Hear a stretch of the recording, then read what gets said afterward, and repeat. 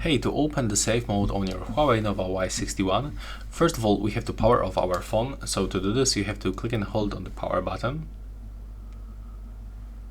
Now when the power menu turns on, just click to power off and touch to power off.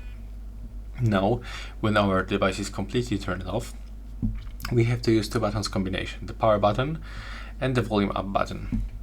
And now we have to click and hold these two buttons. And when the Huawei logo pops on the screen, we have to release the power button and only hold the volume up button. There we go. Release the power button and keep holding the volume down up button.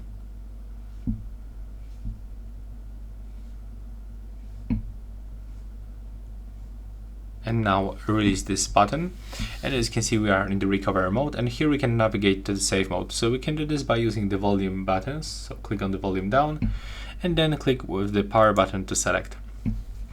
Now our phone will quickly restart and we will be put into the safe mode. So yeah, that's all for this video. Bye!